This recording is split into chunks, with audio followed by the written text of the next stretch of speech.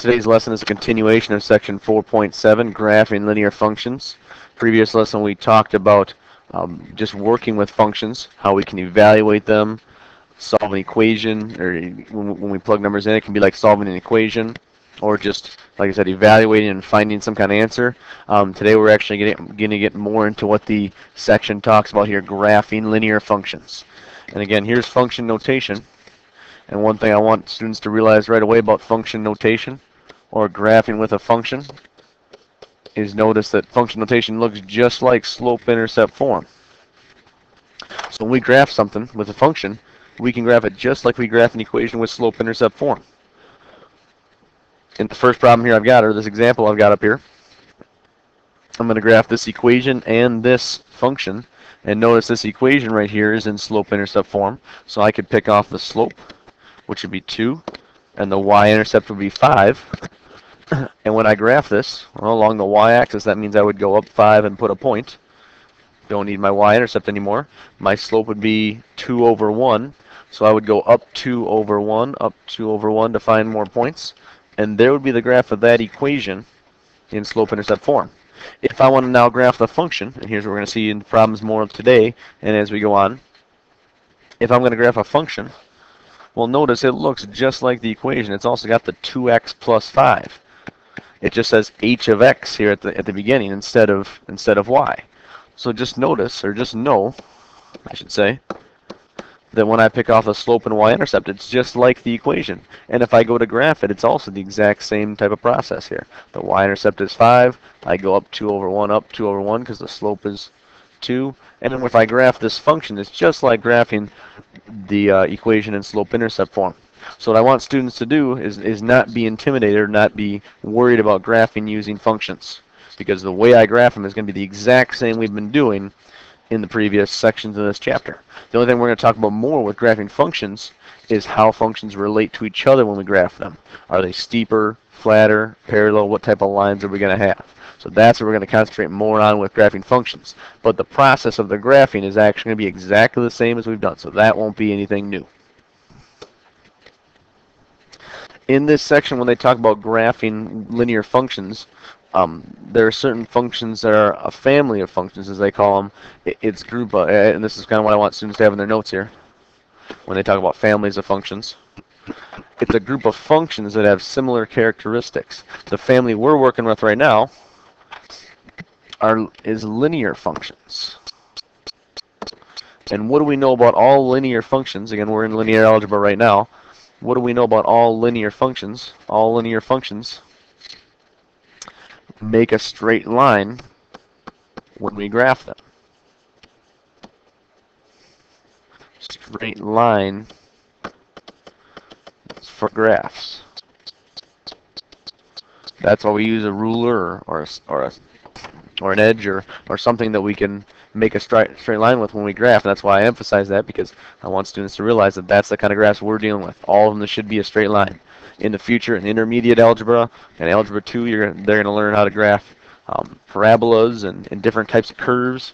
But this is one family of functions we're dealing with right now, which is the linear family. And what we know about linear equations and linear functions is they all have straight lines for graphs. Well, funny enough, as they say, they have a family of functions. Every family of functions also has a parent function. And so for the linear family, this is the parent linear function as they have down here. That parent linear function is f of x equals just x. Or if it helps to kind of think of this as the equation like we've been working with recently, you could put y on the left side of the equation here as well. Y equals x. That's the parent linear function, or in this case, the parent linear equation here. The most basic linear equation we know. Every other linear equation or linear function is just a variation of that particular one. So either it's going to be a steeper line, or it's going to be flatter, or it will be parallel to it but moved or translated so many units, or it could be a negative slope. So that's what we're going to compare. We're going to compare all the functions that we graph today, and in the assignment we're going to compare them to the parent linear function. Well, what does the parent linear function look like when you graph it? Well, again, think about slope-intercept form. It's in slope-intercept form in this case. I can just pick off what the slope is and the y-intercept is and make a graph. The slope in this case, well, again, if there's no number in front of x, it's like there's a 1 there, so the slope would be 1. And then the y-intercept, there's nothing added or subtracted onto the end, so the y-intercept is just 0. So if I'm going to graph this on the y-axis here, I'm actually going to start right at 0 when I'm graphing the y-intercept because it's the origin. And then the slope is 1. I can think of it like 1 over 1. So up 1 over 1, up 1 over 1, up 1 over 1. And there's the graph of the parent linear function.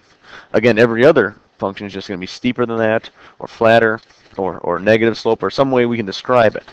But that's the parent, a 45-degree angle right to the origin. In the problems in the assignment, what the students will be asked to do is not only graph certain functions, but I want them to make a comparison. How does the function they're graphing compare to the parent function? So look at this first one here I have in blue. Okay, m of x equals 2x.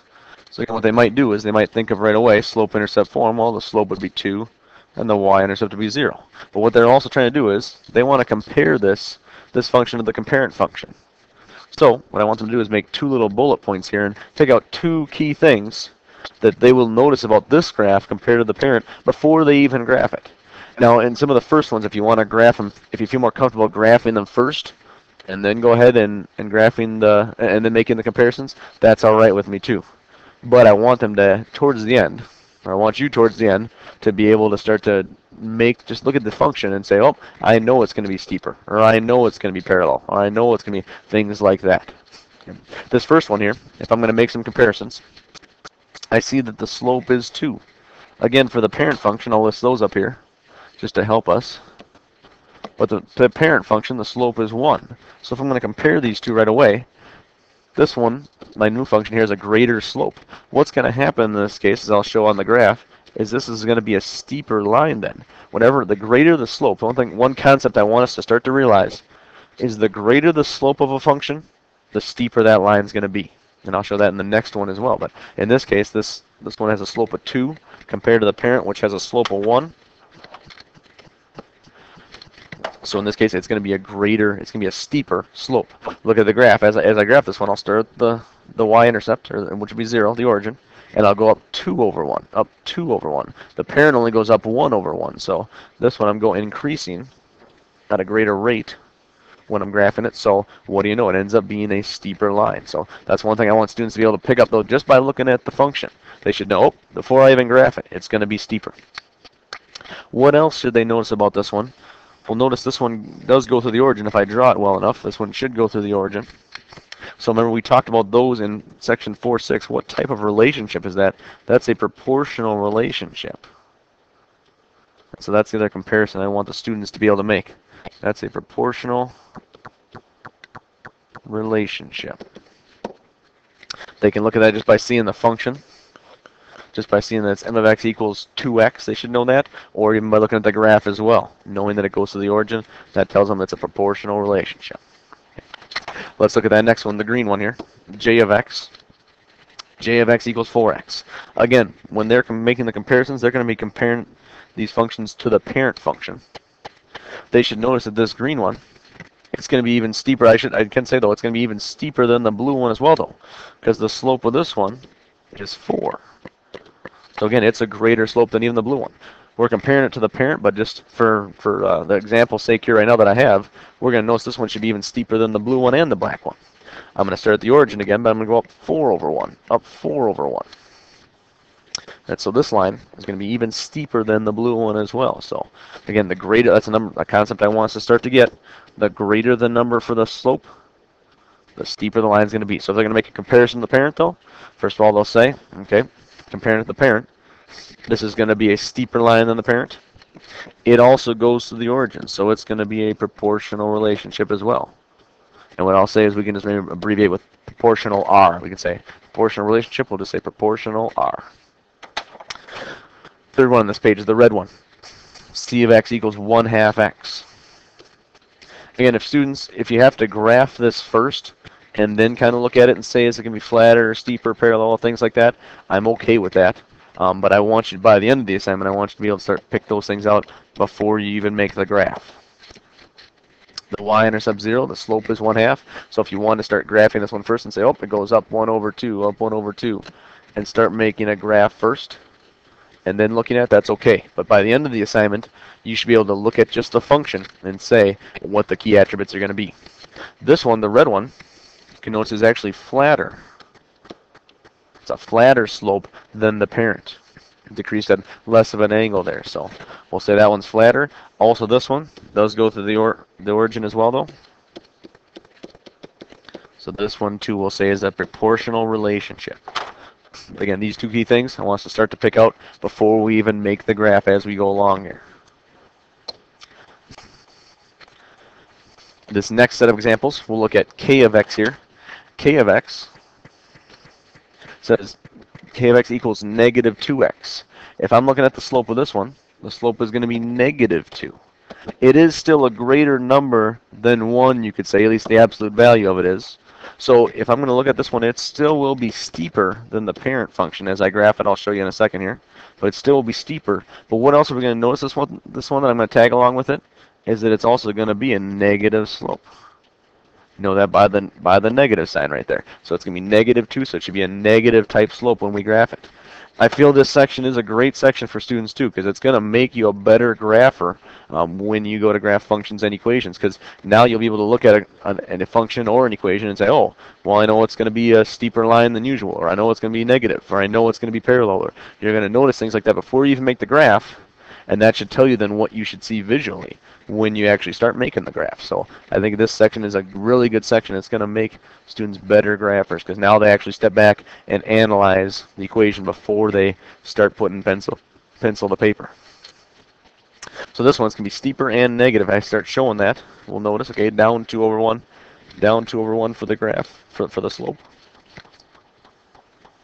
So yep, this one it's steeper than the parent, and it's also a negative type slope. Also, this one goes to the origin again, too. So I'd say this is a proportional relationship. Moving on to the green one here, this one a little different than the ones we've done so far. As I look at the green one, I could say, well, the slope of this one is 1, and the y-intercept is 5. So we haven't had that before, but the slope of this one is 1. Well, remember that the slope of the parent function also, if I come up to the parent function, the slope of that one is also 1. So remember, what do we know about lines that have the exact same slope? Those are called parallel lines. So that's the first thing I'm going to mention about these that's important. Okay, I'm going to notice those are parallel lines in this case, because they have the exact same slope when I graph it. So again, if a student analyzes that first and knows, okay, they're going to be parallel, now when they go to graph it, they should notice that. Nope, these are going to be parallel lines. The y-intercept is 5. So what's going to happen with this graph? 1, 2, 3, 4, 5. I'm going to go up 5 on the y-axis here, and then up 1 over 1, up 1 over 1. So here's what this is going to look like. And again, if I draw them very perfectly, I would notice that they are parallel everywhere along the line. They're 5 units apart. So even like right here, 1, 2, 3, 4, 5.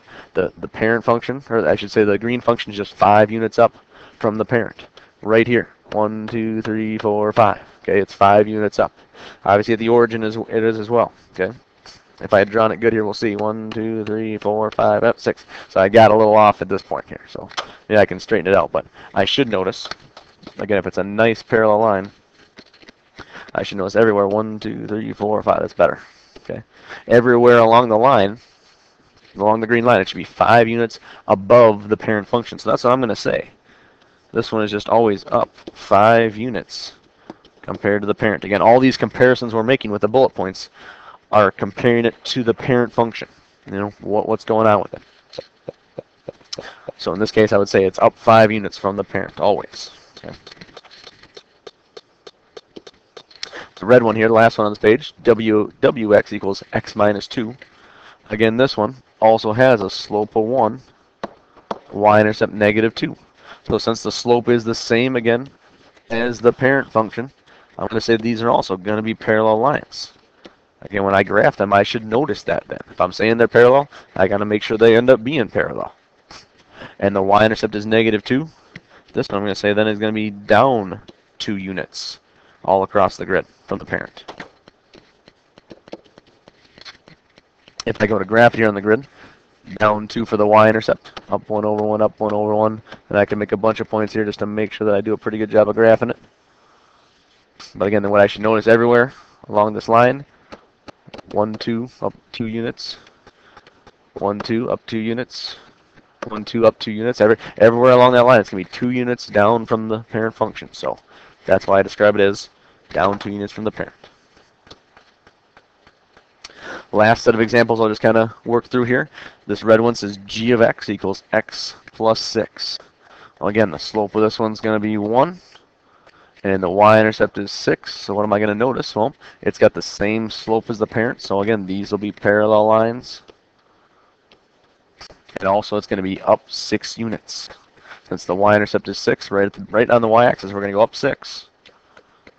And since they're parallel, it's always going to say the same distance away. 1, 2, 3, 4, 5, 6. So it's just always going to be 6 units away from the parent function. So up 6 units. That blue one, h of x equals just 1/4 x. This one's got a fraction for a slope, and it's actually a fraction that's less than 1. So I should notice that this one's going to be a flatter slope than the parent. And also this one's going to get a y-intercept of 0, so this should be, again, one of those proportional relationships. Again, the student will do this first, for example, on a problem, and then they should notice that's what's going to happen with their graph.